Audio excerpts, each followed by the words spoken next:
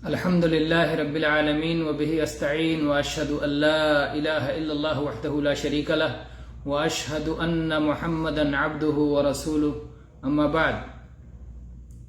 گرامی قدر سامعین و مشاہدین،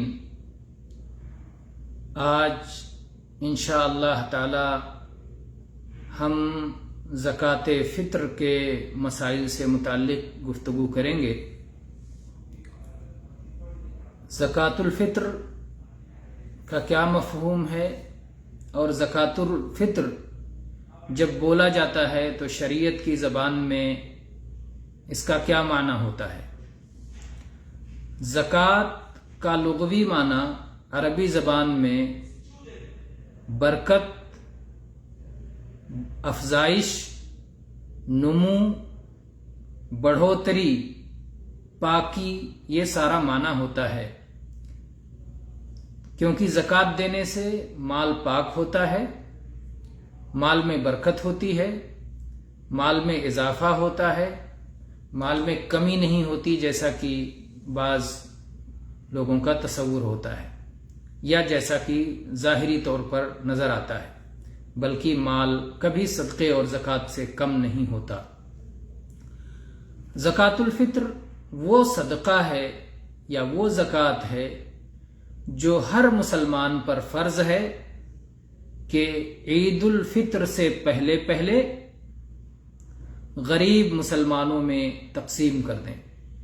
زکوٰۃ الفطر اس کا نام ہی اس لیے پڑا ہے کیونکہ فطر شروع ہونے سے، یعنی صوم کا مہینہ ختم ہونے پر اور عید الفطر کا چاند نظر آ جانے پر یہ زکوٰۃ مسلمان پر فرض ہوتی ہے. یہ بات آپ جان چکے ہیں کہ اس کا شرعی حکم یہ ہے کہ یہ فرض ہے، یہ سنت نہیں ہے بلکہ فرض ہے. رسول اللہ صلی اللہ علیہ وسلم نے ہر مسلمان پر، چھوٹا ہو بڑا ہو، مرد ہو عورت ہو، آزاد ہو غلام ہو، ہر ایک پر فرض کیا ہے. عبداللہ ابن عباس رضی اللہ عنہما کی اس تعلق سے حدیث ہے، فرماتے ہیں فرض رسول اللہ صلی اللہ علیہ وسلم زکاۃ الفطر طہرۃ للصائم من اللغو والرفث وطعمۃ للمساکین من اداها قبل الصلاة فهي زکاۃ مقبولہ ومن اداها بعد الصلاة فهي صدقۃ من الصدقات. یہ سنن ابی داؤد کی روایت ہے کہ رسول اللہ صلی اللہ علیہ وسلم نے زکوٰۃ الفطر کو فرض فرمایا ہے تاکہ صائم سے جو کچھ لغو کام ہو گئے ہیں، بیہودہ اور فحش کام ہو گئے ہیں صوم کی حالت میں، اس سے پاکی کا سامان ہو جائے اور مسکینوں کی خوراک کا انتظام ہو جائے. اور اسی طرح سے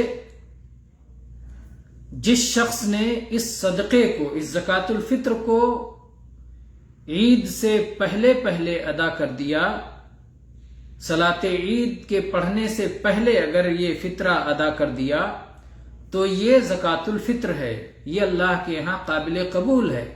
لیکن جس نے تاخیر کی اور صلاۃ عید کے بعد اسے ادا کیا تو پھر وہ عام صدقے کی طرح ہوگا، وہ زکوٰۃ الفطر نہیں ہوگا. اسی طرح سے اس سلسلے میں ابو سعید خدری رضی اللہ عنہ کی حدیث ہے، فرماتے ہیں كنا نخرج اذ كان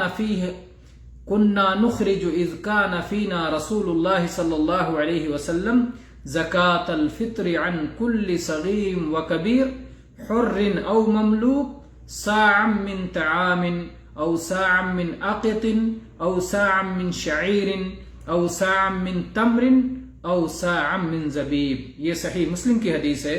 کہتے ہیں جب رسول اکرم صلی اللہ علیہ وسلم ہمارے درمیان موجود تھے اس وقت ہم ہر چھوٹے بڑے، آزاد اور غلام کی طرف سے، یعنی ہر ایک مسلمان کی طرف سے زکوٰۃ فطر نکالا کرتے تھے، اور زکوٰۃ فطر میں ہم 1 صاع غلہ دیا کرتے تھے. زکوٰۃ فطر میں 1 صاع اناج، 1 صاع غلہ، 1 صاع کھانے کی چیز دیا کرتے تھے، 1 صاع پنیر دیا کرتے تھے، 1 سا جو دیا کرتے تھے، 1 سا کھجور یا 1 سا کشمش، یعنی جو ہماری کھانے کی چیزیں تھیں اس وقت مدینہ میں، ان کھانے کی چیزوں میں سے کسی ایک چیز کو اختیار کر کے ہم اسے دے دیا کرتے تھے۔ تو یہ اس حدیث سے بھی معلوم ہوا کہ ہمیں صدقہ فطر میں کیا نکالنا ہے اور کس کی جانب سے نکالنا ہے اور کتنا نکالنا ہے۔ بہت سارے سوالات کے جوابات اس حدیث میں آ گئے ہیں۔ اس کی حکمتیں کیا ہیں؟ بہت ساری حکمتیں ہیں زکوٰۃ الفطر کے نکالنے میں۔ ایک تو جو عبداللہ ابن عباس رضی اللہ عنہما کی حدیث میں حکمت گزری کہ لغو اور فحش کام جو ہو جائیں کسی صائم سے، اس کی پاکی کا یہ سبب بن جاتا ہے، ذریعہ بن جاتا ہے۔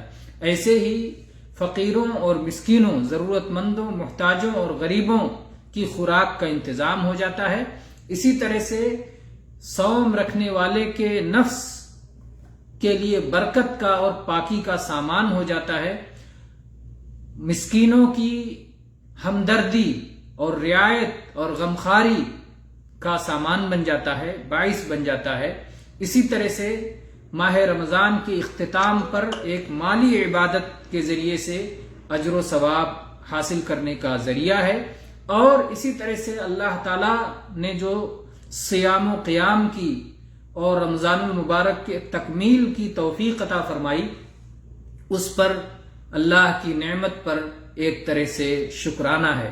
تو یہ بعض حکمتیں ہیں جو کہ تھوڑے سے ہی غور و فکر کرنے پر سمجھ میں آتی ہیں۔ زکوٰۃ الفطر میں کون سی چیز غریب کو دینی چاہیے، کون سی چیز نکالنی چاہیے؟ آپ وہ حدیث سن چکے ابو سعید خدری رضی اللہ عنہ کی کہ نبی صلی اللہ علیہ وسلم کے زمانے میں جو کھانے کی چیزیں موجود ہوتی تھیں اسی کو نکالا کرتے تھے۔ یہی ہمیں بھی کرنا چاہیے کہ جو لوگوں کی غذا ہے، جو لوگوں کی خوراک ہے، چاہے گیہوں ہو، کشمش ہو، پنیر ہو، کھجور ہو، دال چاول ہو، گیہوں آٹا ہو، جو چیزیں لوگوں کی خوراک ہیں، لوگوں عام طور پر جسے کھاتے ہیں، تو اسی کو ہمیں زکوٰۃ الفطر میں نکالنا چاہیے۔ رسول اللہ صلی اللہ علیہ وسلم نے 1 صاع غلہ نکالنے کا حکم دیا ہے، اسے اپنے صحابہ پر فرض کیا اور پوری امت پر فرض کیا ہے۔ اور متفق علیہ حدیث جو ابو سعید خدری رضی اللہ عنہ کی یہ کہتے ہیں كنا نخرج فی عہد رسول اللہ صلی اللہ علیہ وسلم یوم الفطر صاعا من طعام وكان طعامنا الشعیر والزبیب والاقط والتمر۔ کہتے ہیں رسول اللہ صلی اللہ علیہ وسلم کے زمانے میں ہم کھانے کی چیز، ہم طعام کھانے کی چیز نکالا کرتے تھے، اور ان دنوں ہمارا کھانا جو، کشمش، پنیر اور کھجور ہوا کرتا تھا۔ تو یہ انہوں نے کہا کہ ہمارا کھانا تھا۔ اس سے معلوم ہوتا ہے کہ جس زمانے میں جو چیز عام طور پر انسانوں کی خوراک ہو، آدمیوں کی غذا ہو، ان کے کھانے کی چیز ہو، اسی کو دینا چاہیے۔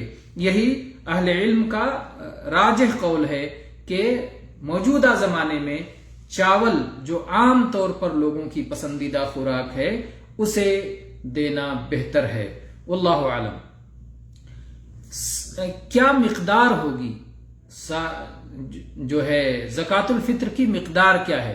نبی کریم صلی اللہ علیہ وسلم نے اپنے زمانے میں صاع متعین فرمایا، اور 1 صاع میں، صاع اصلاً ایک برتن کا نام ہے جو نبی صلی اللہ علیہ وسلم کے زمانے میں غلہ اور اناج ناپنے کے لیے استعمال ہوتا تھا۔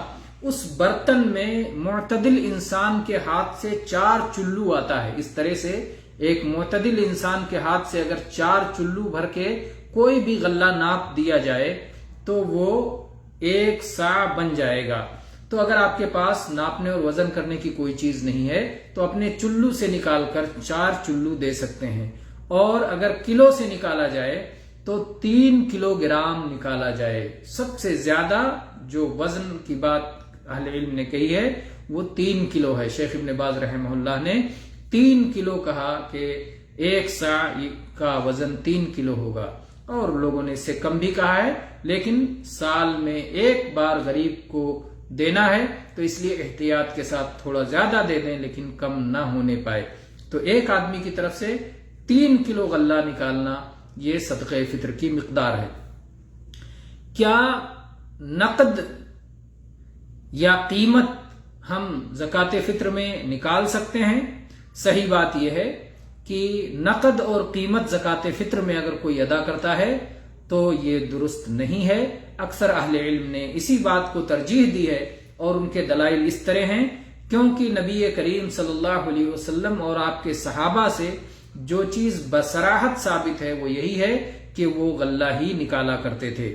اور زکوٰۃ الفطر کی عبادت ہونے پر تمام مسلمانوں کا اجماع ہے، ایک قسم کی عبادت ہے، اور عبادت میں ہم وہی کام کریں گے جو رسول اللہ صلی اللہ علیہ وسلم سے ثابت ہے، اس میں ہم اپنے رائے اور قیاس کو آگے نہیں کریں گے، جس میں توقیف ہے اصل۔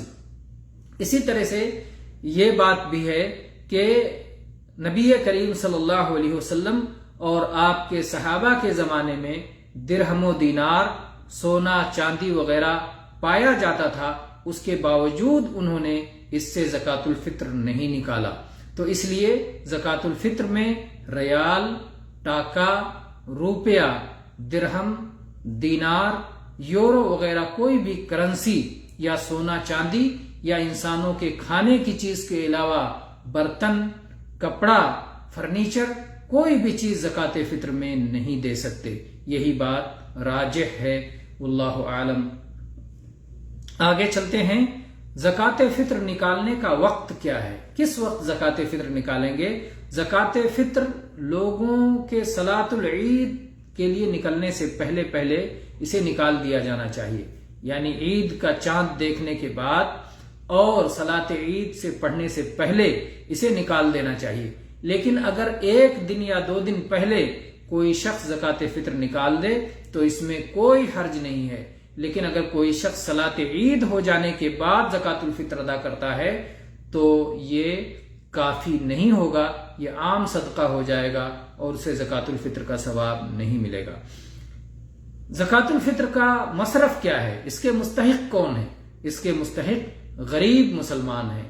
غریب، مسکین، فقیر، ضرورت مند مسلمان ہی زکوٰۃ الفطر کے مستحق ہیں، انہیں ہی یہ زکوٰۃ دی جائے گی۔ زکوٰۃ الفطر کس پر فرض ہے؟ زکوٰۃ الفطر گھر کے مالک پر فرض ہے کہ وہ گھر کے تمام افراد کی طرف سے، گھر کا مالک جو سارے لوگوں کے کھانے پینے کا ذمہ دار ہے، وہ سارے لوگوں کی طرف سے زکوٰۃ الفطر کی ادائیگی کا بھی ذمہ دار ہے، تو اپنے گھر کے سارے افراد کی طرف سے وہ زکوٰۃ الفطر ادا کر دے۔ کیا زکوٰۃ الفطر اسی شہر میں نکالنا ضروری ہے جس شہر میں آدمی نے چاند دیکھا ہے؟ نہیں، ایسی کوئی بات نہیں ہے۔ زکوٰۃ الفطر آدمی دنیا کے کسی بھی کونے میں نکال سکتا ہے، کہیں بھی بھیج سکتا ہے اگر اس کی ضرورت پائی جائے۔ کیا زکوٰۃ الفطر پورا کا پورا ایک ہی شخص کو دے دیا جائے، یا ایک شخص کی زکوٰۃ کئی لوگوں میں تقسیم کی جا سکتی ہے؟ ایک شخص کی زکوٰۃ الفطر کو کئی لوگوں میں حسب ضرورت تقسیم کیا جا سکتا ہے، اور کئی لوگوں کا زکوٰۃ الفطر ایک ہی شخص کو دیا جا سکتا ہے۔ پیٹ میں جو بچہ ہے، کیا اس کی طرف سے بھی زکوٰۃ الفطر نکالنا ضروری ہے؟ نہیں، اس کی طرف سے زکوٰۃ الفطر نکالنا ضروری نہیں ہے، لیکن بہتر ہے، مستحب ہے، اس میں خیر ہے۔ جس شخص کے پاس زکوٰۃ الفطر نکالنے کی طاقت ہے، استطاعت ہے، اس کے باوجود وہ زکوٰۃ الفطر نہ نکالے تو کیا وہ گنہگار ہوگا؟ جی ہاں، وہ گنہگار ہوگا، کیونکہ یہ فریضہ ہے، اور فریضہ چھوڑنے پر انسان گنہگار ہوتا ہے۔ اس لیے اس پر فرض ہے کہ اللہ تعالیٰ سے توبہ اور استغفار کرے، معافی مانگے، اس نے ایک گناہ کا کام کیا ہے، اور وہ جب اسے یہ مسئلہ معلوم ہو جائے تو پھر اپنا زکوٰۃ الفطر ادا کرے۔ اور ظاہر ہے کہ عید کے بعد ادا کرنے سے وہ ایک عام صدقہ ہو جائے گا، لیکن چونکہ اسے پہلے مسئلہ معلوم نہیں تھا یا اس نے غلطی کی ہے، اب وہ توبہ کر رہا ہے اللہ سے، اور توبہ کے بعد اپنے عمل کی ادائیگی کر رہا ہے، تو انشاءاللہ اللہ سے خیر کی امید ہے۔ کیا زکوٰۃ الفطر ادا کرنے کے لیے کسی کو وکیل بنا سکتے ہیں؟ جی ہاں، وکیل بنا سکتے ہیں۔ اگر آپ خود اپنی زکوٰۃ نہیں ادا کر سکتے کسی مصروفیت یا مشغولیت کی وجہ سے، یا غریب کو نہ جاننے کی وجہ سے، یا اور کسی بنا پر، تو آپ اور کسی شخص کو کہہ سکتے ہیں جو آپ کی طرف سے زکوٰۃ الفطر ادا کر دے، چاہے وہ شخص ہو، چاہے وہ کمیٹی ہو، چاہے وہ ادارہ ہو، کسی کو بھی آپ اپنا وکیل بنا سکتے ہیں۔ تو یہ چند باتیں تھیں جو زکوٰۃ فطر کے مسائل سے متعلق تھیں۔ اللہ تعالیٰ سے دعا ہے کہ اللہ تعالیٰ ان مسائل کو اور اس علم کو میرے لیے اور میرے تمام سننے والوں کے لیے مفید اور بابرکت بنائے اور اس سے دنیا اور آخرت میں نفع پہنچائے۔ وآخر دعوانا ان الحمد للہ رب العالمین وصلی اللہ علی نبینا وسلم۔